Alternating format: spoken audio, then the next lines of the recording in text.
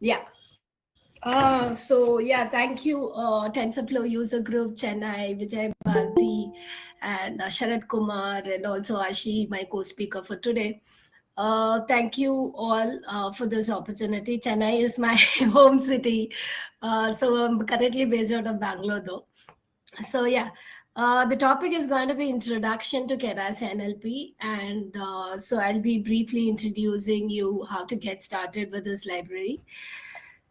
So before we get started with Keras NLP, we'll have a brief refresher of NLP. I think there could be a lot of people who have come here but who may not really know much of NLP. So this is a kind of refresher for people who are not from data science domain but still attending the session.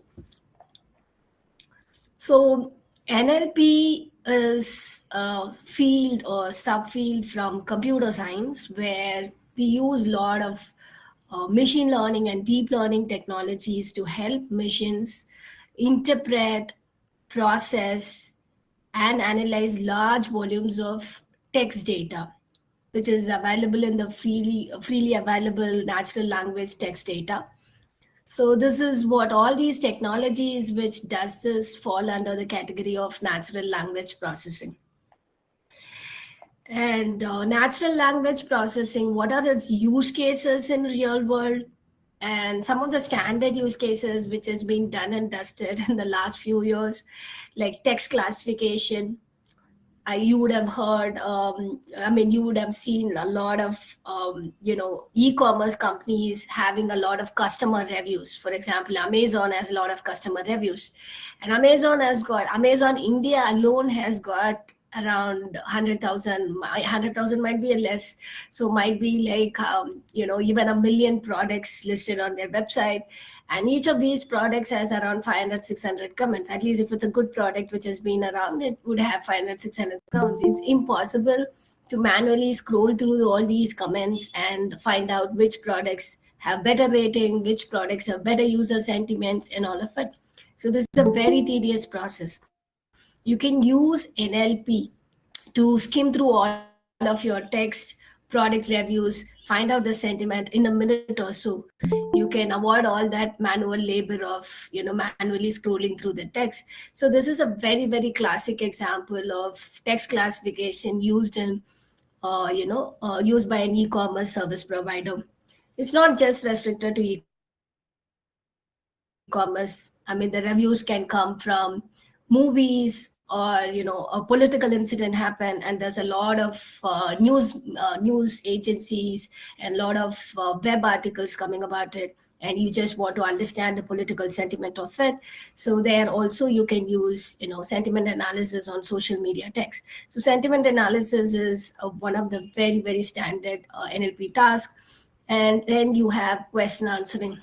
I think the standard use case I would like to give it as an example is ChatGPT. I think that's a universal example. And so you ask certain questions to ChatGPT and you get answers. So these kind of language models, there are a lot of language models built around the question answering, and they've got like widespread usage in the industry. It could be whether you have service agent for your broadband, where you're raising complaints that broadband is not working, and it's answered by a question answering chatbot. And I think Hathaway has automated it completely to a chatbot, and there's no human intervention at all. And so there are a lot of such question answering chatbots out there. You head on to a bank website and you ask a lot of questions to a bank, and majority of the operations are automated, and at least 50% of the time your answers are being answered by the chatbot. It's only that if you insist that you want to speak to a live agent, then you will be connected to a human operator. So there are plenty of applications of question answering. And machine translation, language translation, translating from one language to another is very, very important. We especially for India, where there is huge number of languages, and there are more than like 1,600 to 2,000 languages. Some of them are very famous language commonly spoken in a particular state, but there are so many tribal languages, so many ethnic languages which are even unheard of. And even within a same language, there's a lot of dialects and a lot of language nuances to be captured for a particular ethnicity and for a particular group of people as well. So language translation is very, very important, especially if you want a widespread adoption of your product. Then you should enable language translation. I mean, if your product has language translation facility enabled, then there's higher probability it can reach a lot of people. Sentiment analysis we have discussed again, and chatbots again in the form of question answering, I've discussed it. And there's also a lot of virtual assistants coming up. And you can, Amazon Music is there where you can just say play this song and play this movie and things like that. So there's a lot of uses of NLP in virtual assistant space as well. So these are some of the real world use cases of how NLP is being used in the industry.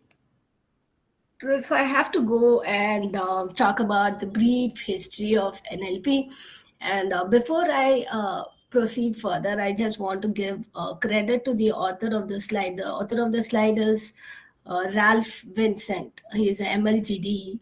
And so the slide is not prepared by me. I just want to give credit to the original authors.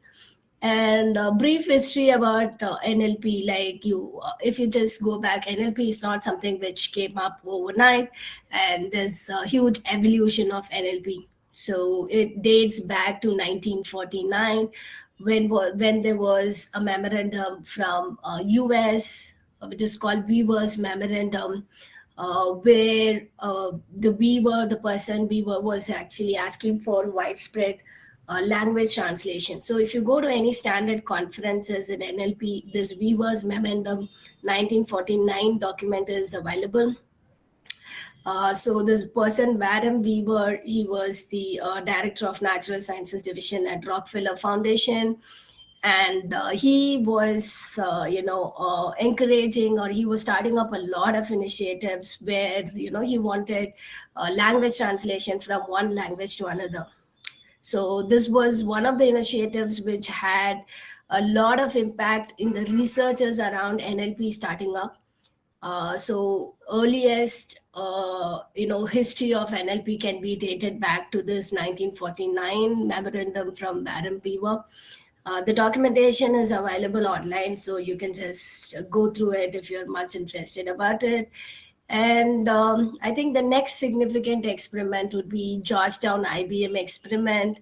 Again, Georgetown IBM experiment in 1950s. I think it had a lot of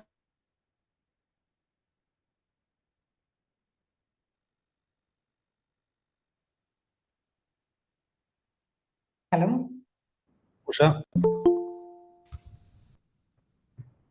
controversies. This document Usha, we is lost again you. available online if you're more interested. You're not able, Yeah, are we you lost able to you, hear Usha. me now? Yeah, it's better now, but we lost you for the past 2 minutes. Past how many minutes? 2 minutes. Okay. So where exactly did you were not hearing, so I can repeat that.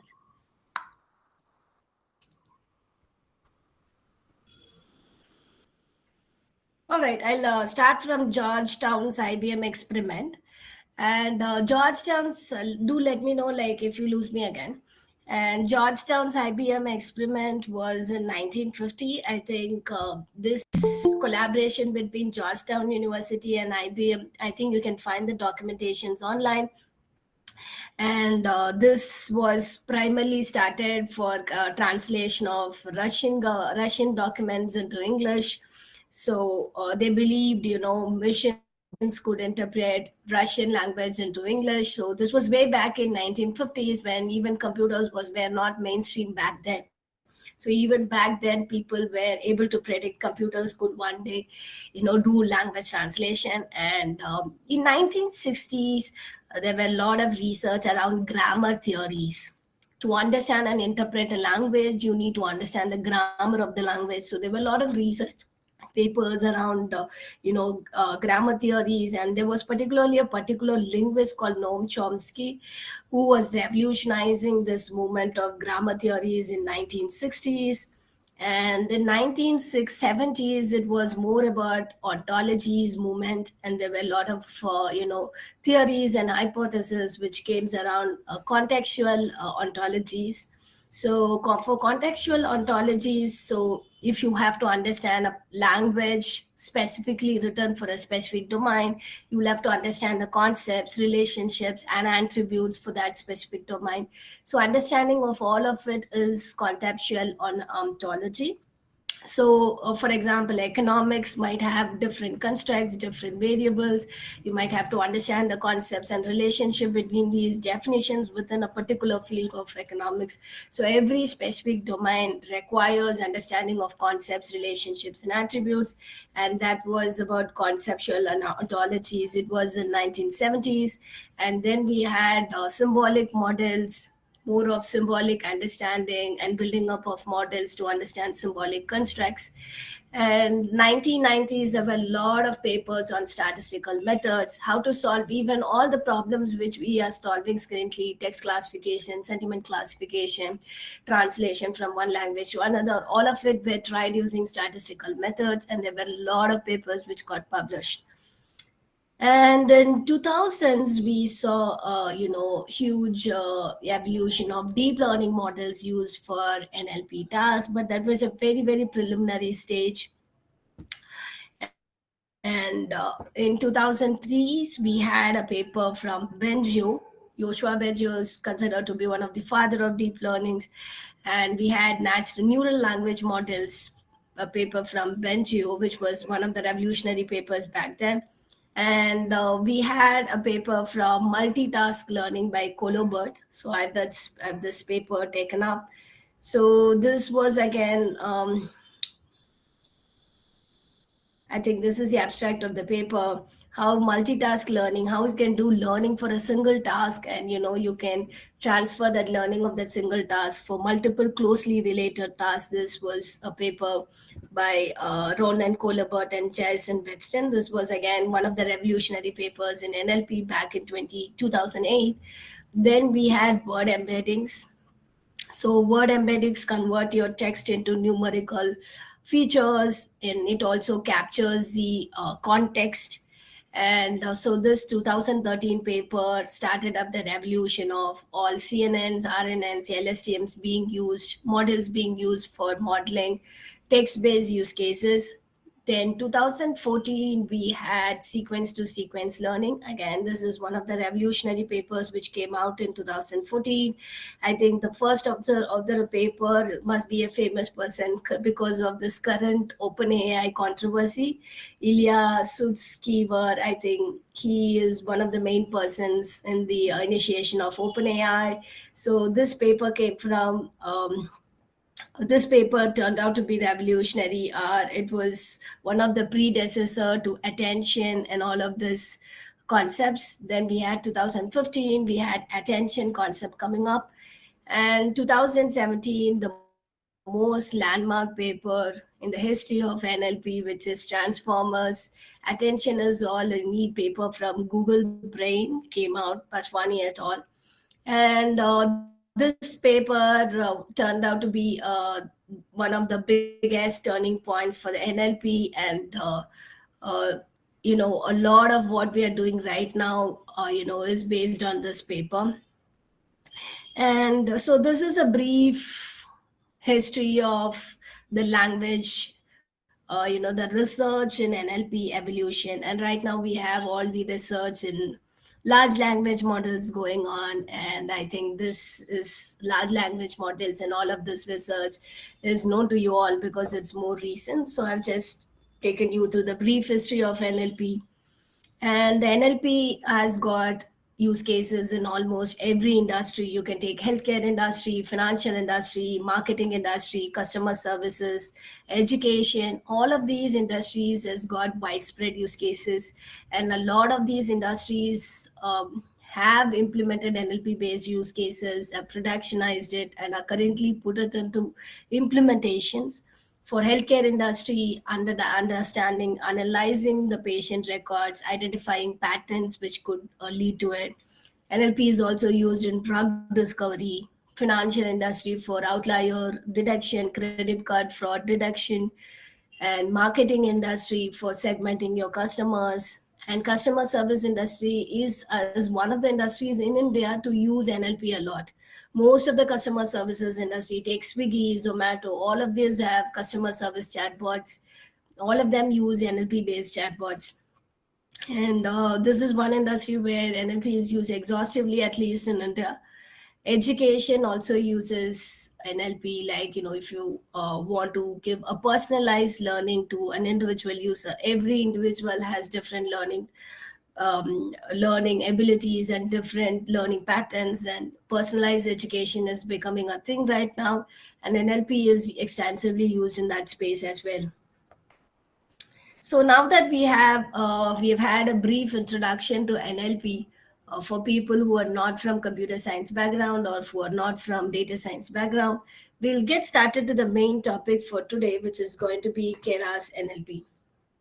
So Keras NLP is a modular library for you to do all the NLP related tasks. It's an open source library, and which is supported and maintained by the Keras team. And so it lets you do all of the NLP related tasks. Like, it has a huge repository of pre-trained models, and you can use these pre-trained models to perform all of the NLP related tasks like sentiment classification, question answering, language translation, and all of it.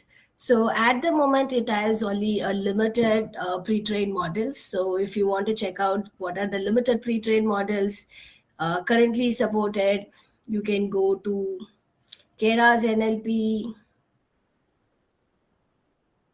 documentation out there in the internet. I'll share this documentation with all of you. So you can go to a list of available pre-trained models. So at the moment, it has only limited pre-trained models. You have only these list of models which are supported. When it comes for bigger large language models, I think GPT-2 is the biggest, I think, out of the all models they support.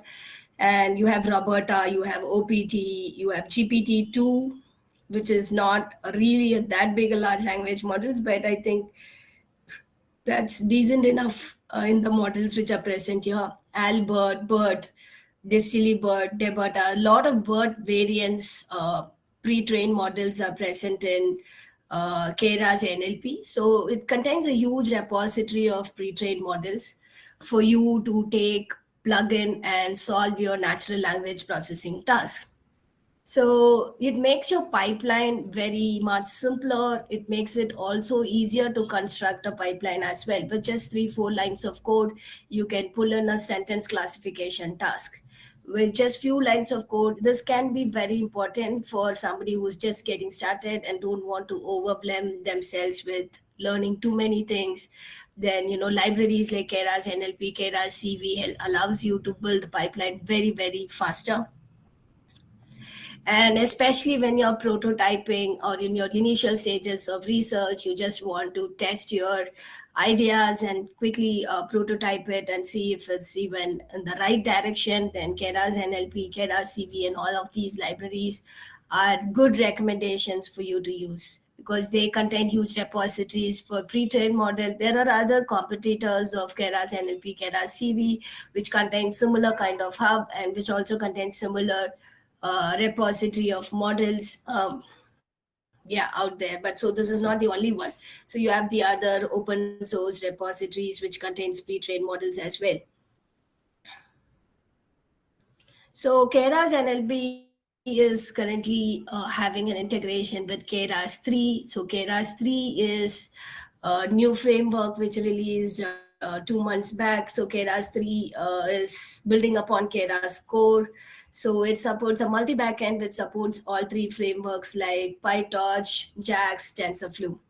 So since Keras 3 integrates well with Keras NLP, so you can write the same code and run it in multiple backends. You can run it in PyTorch or TensorFlow or JAX.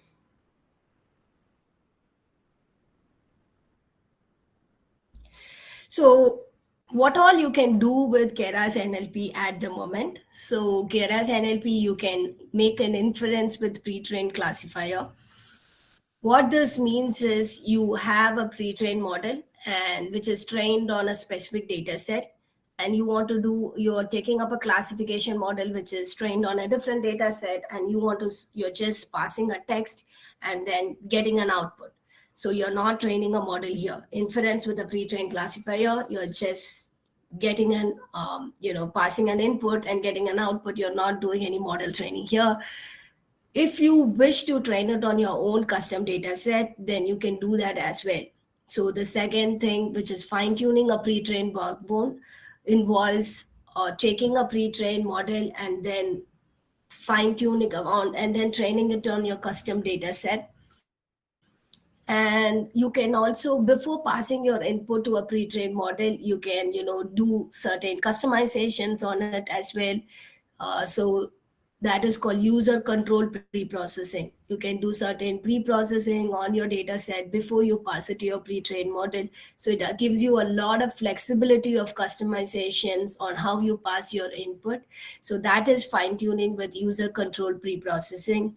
You can fine tune a custom model, pre-train a backbone model. You can also build your own transformers from the scratch. So I'll be just focusing on the first two here: inference with a pre-trained classifier and fine tuning a pre-trained backbone. But if you wish to go through the other segments of it, then Keras NLP has got a very nice notebook out there by getting started with Keras NLP, which explains all the 5 to 6 subdivisions which is possible in Keras NLP, like fine tuning with custom model, pre-training back model, building your transformer from the scratch, and all of this is explained in detail in the Keras NLP notebook, which is written by Jonathan Bishkoff.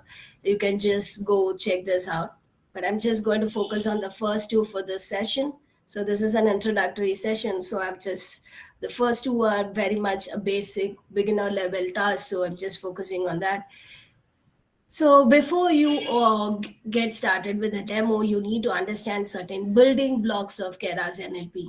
So if you take the building blocks of Keras NLP, you have classifier, you have backbone, you have preprocessor, and you have tokenizer. So what does these building block components do? What does each of these components do is what we're going to see up next. So classifier component, it will take classifier is specifically a component for specific output task, whether you want text classification or sentiment analysis, specifically built for specific classification, a specific task, and it gives you classification probability. So if you're trying to classify the sentiment of a particular review, whether it is positive or negative, it gives you a probability how much it is, what probability the particular text is positive or what probability the particular text is negative. So classifier is specifically gives you task specific output. So there's also another component called backbone. So you give tensors to it, and then it'll pre-process tensor. After you pre-process your input and convert it into a tensor, if you pass it to backbone, then it'll give you dense features. So features are very important because your deep learning algorithm requires these input features to actually make learn the patterns about your underlying text and solve the task. So features are very, very important. So backbone takes your pre-processed tensor and converts it into dense feature. This is what this component does. And preprocessor is used for pre-processing. So it takes strings and converts it into the preprocessor tensor.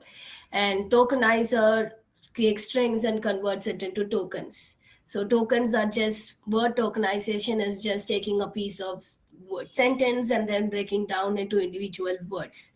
So these are different components of Keras NLP. So it makes sense to go from bottom up. So tokenizer, you have a piece of text, I'm a cat. So tokenizer will take this and break it down into individual words, I separately, am separately, cat separately. So it's going to break it down into individual word components. And from then you want to convert it into pre-processed tensor. So then you can pass it to your pre-processed tensor. So it'll take this individual word, I am cat, and it'll convert it into a tensor form and it'll give it to you. Then you pass it to the backbone, it'll convert it and give it to your dense features, which can be used by any classifier head to solve a user specific problem. It could be classification, or it could be sentiment analysis, or any user class. So these are the components of Keras NLP.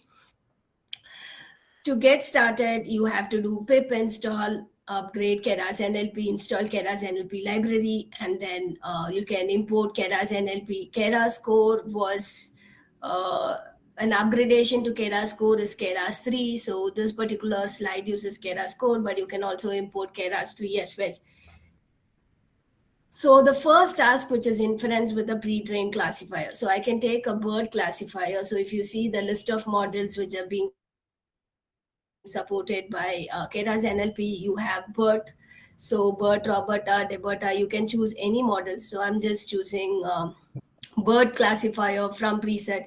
Specific version, which specific version of BERT you want. So let me...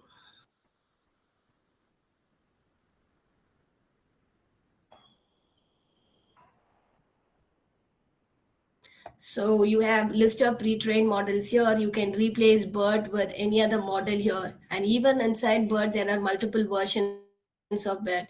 You have BERT, this is a 12-layer BERT. Then you also have 24-layer BERT. You have different models. So if you take Deberta, there are multiple versions of the models out there as well, 6-layer, 12-layer, 24-layer, and all of these different layers. So which particular version of BERT you want. So this is a method BERT classifier from preset, and you're passing which method you want, and then you are initializing an object of that particular model. Once you initialize the object, once you create an object, then call the predict method for whatever sentence. So this is a sentence classifier. This does a sentence classification. So for whatever piece of text you want to classify, you just pass that as an input and you get an output. So there's no model training which is happening here. I'm taking a pre-trained model and just giving an input, getting an output. So this is just an inference. There's no model training out there. So you can take any pre-trained models, and if you just want to do a direct inference, then you can do that as well. The second thing which we will be looking at, task 2, is about fine-tuning a pre-trained backbone. So you can take a pre-trained backbone, you can take the same BERT tiny uncased, and then you can train it on your own custom data set. Why do we do this? Because sometimes there are a lot of language models which are for English, which has been released, GPT-4. We have Llama models, and there are a lot of models which might do great, phenomenally well in English, but they may not work well with Indian languages. So you may have to fine tune it or custom train it on your own specific data set to get better results. So if that is the case, you're dealing with a specific use case where you want to find it on your own specific custom data set, then you can do that as well. That is task 2. So here I'm custom training it on IMD data set. And the third task which is possible is, before you pass this IMDb data set, if you want to do certain customizations on your data set and then pass it as an input, it is also possible. So you can create a preprocessor component. Remember, I was telling about 4 components of Keras NLP. One of it is a preprocessor component. You can create a preprocessor component, do some custom preprocessing on IMDb dataset, and then pass it to the model and then train it. So you can just pass it without any preprocessing. That's task 2. And you can do some preprocessing using preprocessor component and then pass it. That's task 3. So it gives you a flexibility. Whether you want to do this pre-processing or not is up to you. So it gives you a lot of options and a lot of other things which is possible with Keras NLP as well.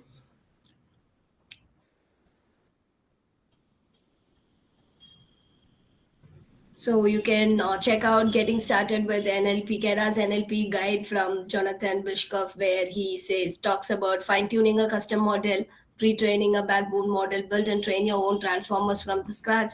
So all of it is explained detailedly in this document. So if you are looking at how to do these tasks, then this document contains the answer. So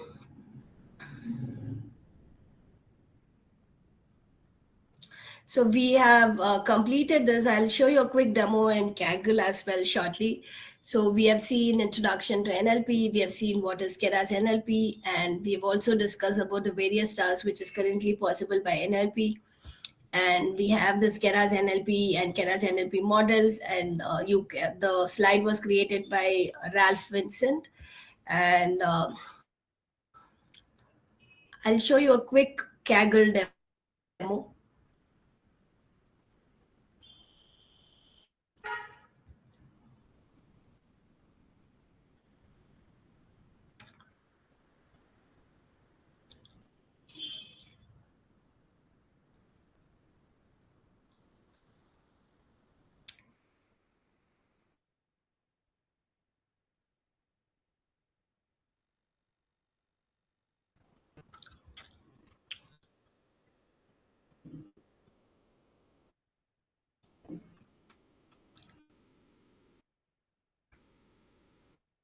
Quora is pretty much an old data set. So Quora insincere question classification. Quora, I think everyone knows it is a question answering platform where you ask questions and you get multiple experts to answer your questions. It's pretty much very, very old competition, must be 5 years ago.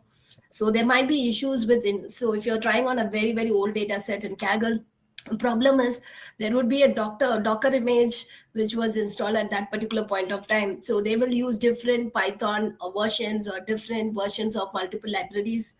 And when you're trying out now with recent libraries, there could be a lot of errors. So what I would recommend is when you're trying out with different old data sets, download the data set. Maybe you can try it locally, so you have all the current version of libraries installed, so it doesn't throw out any error. So the basic inference is working without errors, but I think when you start with higher end processing, you'll be ending up facing some versioning errors and all that. So pip install Keras NLP. You are installing the Keras NLP library, importing the necessary packages which you require. Check this CSV file. And so this particular CSV file, you can go to the data tab and check out how the data is.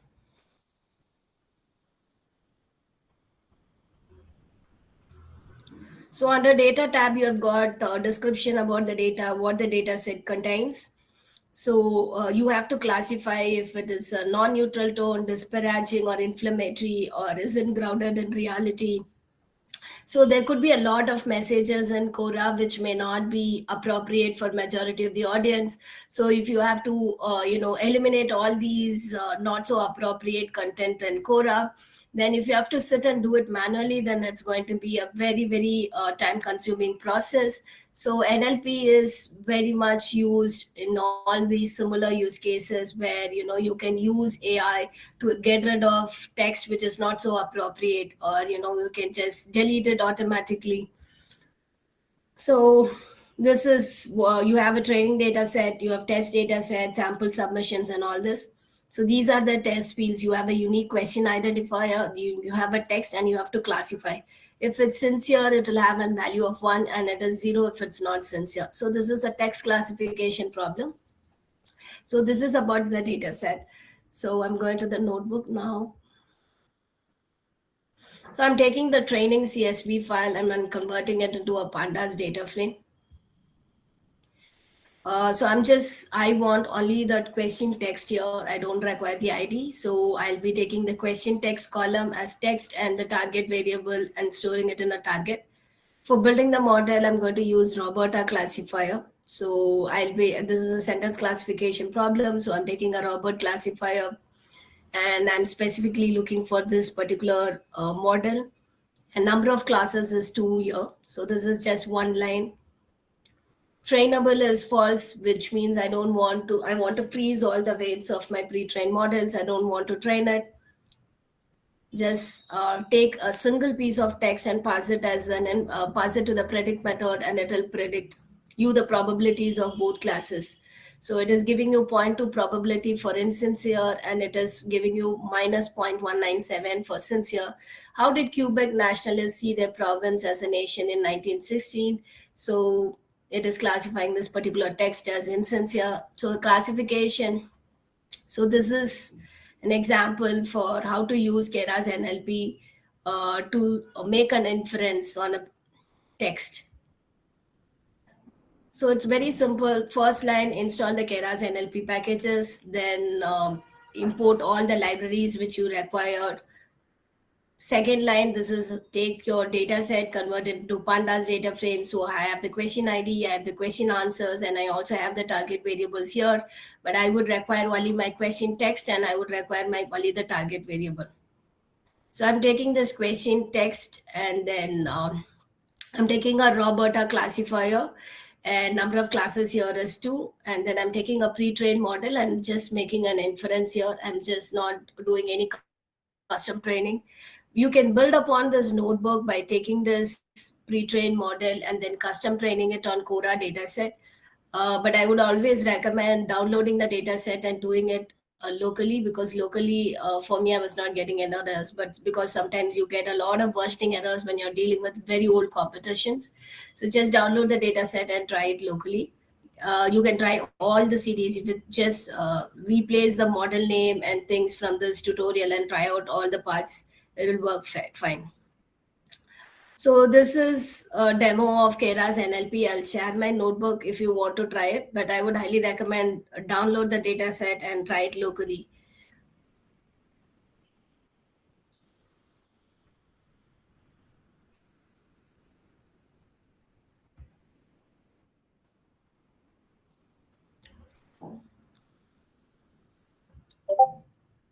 Yeah, we have come to the end of the session. If there are any questions, you can ask.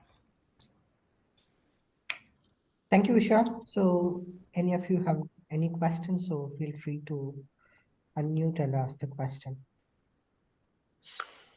So now the one you've done the classification, right? This Keras, whatever. Sorry, the one you put in the Quora insincere. What is that? It's a data set you use, right? Yeah, Quora insincere is a data set which I'm using. Okay, now how do we know the accuracy? I have not What is the trained my percentage? model here. You can do a custom training on this model. You can download this data set and you can do a custom training on it, and you can give the metric, whatever metric you are using for custom training it, and then you will be, for that particular metric, you will be getting the value for it. If you're putting classification accuracy as your metric, here I'm just making an inference. I'm giving an input and I'm getting an output. I'm not even training a model. So there is an option for you to train your model as well. That's the second part. Okay. So the Roberta, some So classifier where you right? so you do fit your model and then call classifier.compile, where you will be giving what your optimizer is, what your metric is, what is your loss function is, and all of it. So after that, you can print out your accuracy and see what it is. Okay. And the one you were showing some Roberta classifier or something, no? Yeah. So in the because the data set is already predefined, do we have anything accuracy, because the data set is already given? Is it anything published in somewhere or no? Data set is already given. The model is pre-trained. So the model is pre-trained on a benchmark data set. So if you take all these pre-trained models are models which are generally trained on benchmark data set. So for NLP, you have certain benchmark data sets for every task, and it will be trained on that task. So it is not pre-trained on Quora. Quora is a particular use case. It is a use case which you are trying to solve. It is not, the data set is not trained on Quora. So it will not give you that great accuracy if you just pass a particular text from Quora and ask to classify. It will not give you that great accuracy. So if you want a better improvement, better performance, what you should do is you should take a pre-trained model which is trained on some other data set, and you're trying to train it on your own data set. That is what is fine tuning. So you should do fine tuning. I think I'll show you the Colab.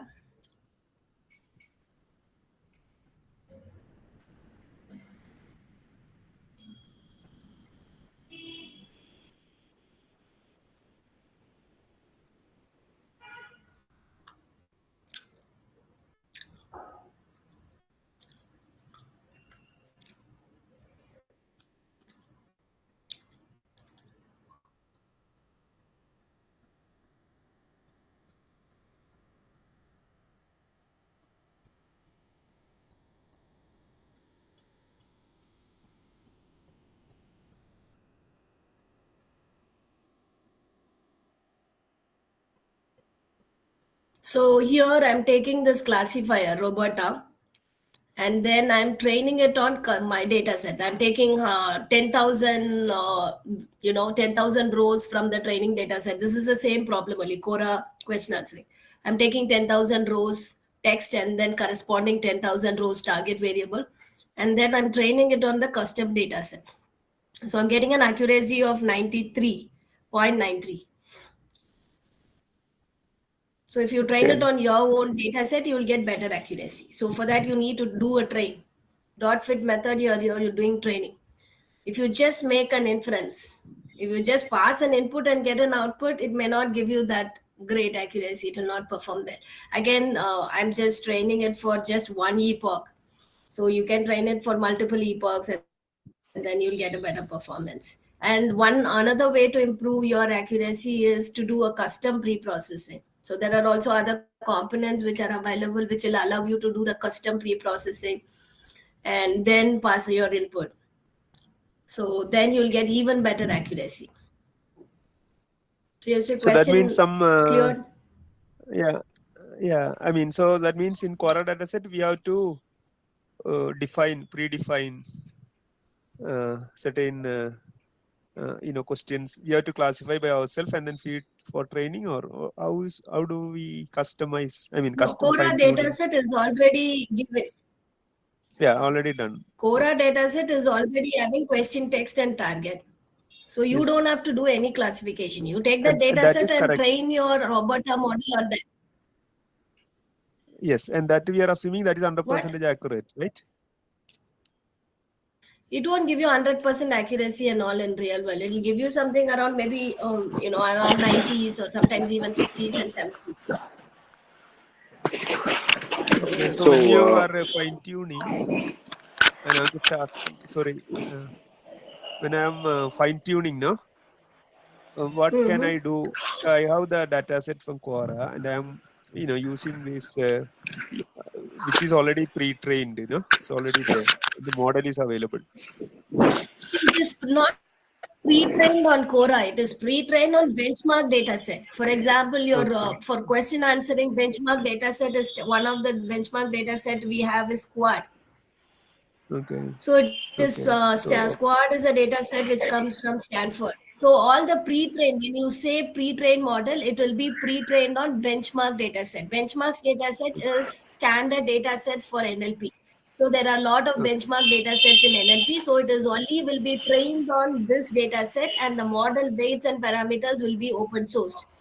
If you want to solve your own use case like Quora sentiment classification or IMDb movie classification, or you want to classify Amazon reviews, you have to take a model which has been trained on this benchmark data set and retrain it on your own data set. So the standard models which are released are not trained on Quora. Okay. So in order to improve the accuracy when we are retraining it, still we can do some sort of custom Customization to the your data set in real world will not be proper. It will contain lot of stop words, it will contain lot of punctuation, delimiters. You do a lot of pre-processing and then so you send the data in the right form, then you get even better accuracy. So there's a lot of pre-processing which you can do before you send your data to the model. Okay, yeah, that's good. Thank you.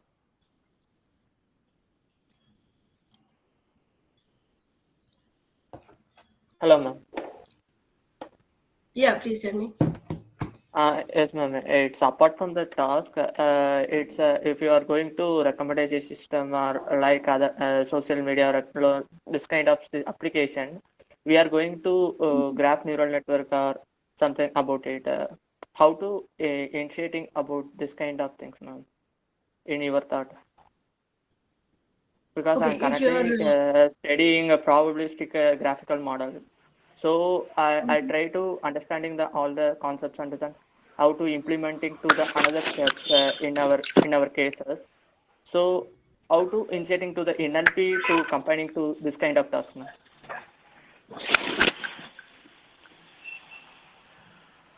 so is there any specific use case which you have identified which you want to work on, or you are just interested in trying out any general use cases or something like that? Yes, it's interested, ma'am. My interest cases.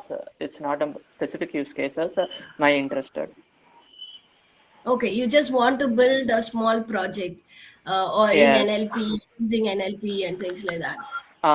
Yes, ma'am. If graph neural network is a wider range of knowledge, say if you are using computer vision, if you are using NLP, but in my case, I want to develop in recommendation, it's a small recommendation system in my knowledge, so that I want to develop my own. It's small demo project like. Okay, see, graph neural networks can be used in recommendation systems as well. That's a specific area of research. So, and Uh, probabilistic graphical models are also advanced machine learning, which are used both in computer vision. It's also used in NLP. It is also used in various other subsets of computer science. So uh, generally, when you do probabilistic graphical models these days, how it is used in real world is they are generally used as a post-processing mechanism. So you uh, get when you're doing an image segmentation and you're getting an output. So you do you know what is yes, image segmentation? yes, ma'am. Yes. So I'll just show you.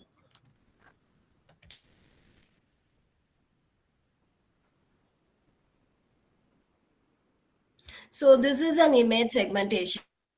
So you're getting an Yes. output. Sometimes your output may not be that great. Your output might be little blurred and things like that. Uh, So if you want to like fine tune it, if you want to like bring it properly, exactly, and better performance in your output, you can use conditional random fields or certain certain aspects of probabilistic graphical models to improve on your accuracy.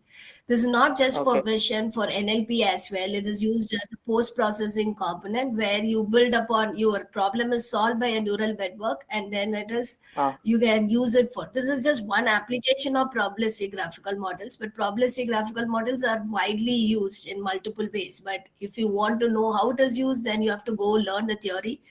I think one uh, of the courses from probabilistic graphical models, there's a 3 course specialization in Stanford. And that is okay. a course which I would highly recommend, going and exploring. So I cannot explain a probabilistic graphical model in 5 minutes, but I Yes, would yes, I understand, highly ma'am. I understand. going and watching this course from Stanford. It's a probabilistic graphical model specialization. So it's a 3 course Okay. specialization by Daphne Kunda. So you can just watch this course. And so representation inference. These contains the building blocks of how to use probabilistic graphical models.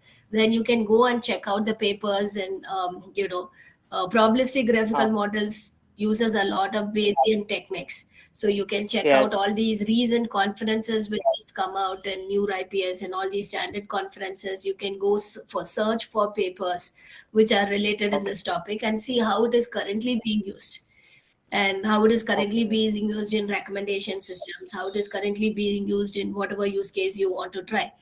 Graph Uh, neural networks are different branch of thing. There's a difference between graph neural networks, although both involves graphs. These are two completely different aspects of learning. okay. So graph neural networks uses different underlying mechanisms to solve problems. Again, they are extensively used in learning. They are extensively used in NLP. They are also extensively used in computer vision as well.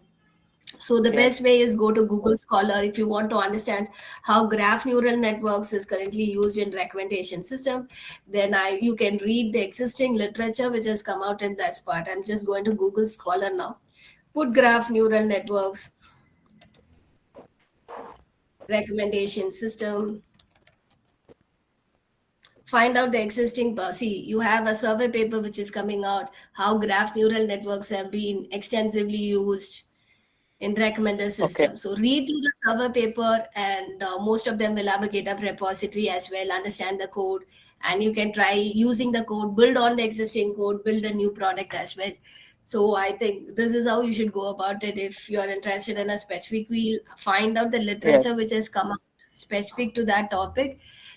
Every research paper will have a corresponding GitHub repository. Try to understand the GitHub repository. You don't have to build anything from the scratch, then you can build on top of it, and use the existing repositories which is available to build an end-to-end pipeline for your use case. So this is Yes, my ma'am. recommended approach.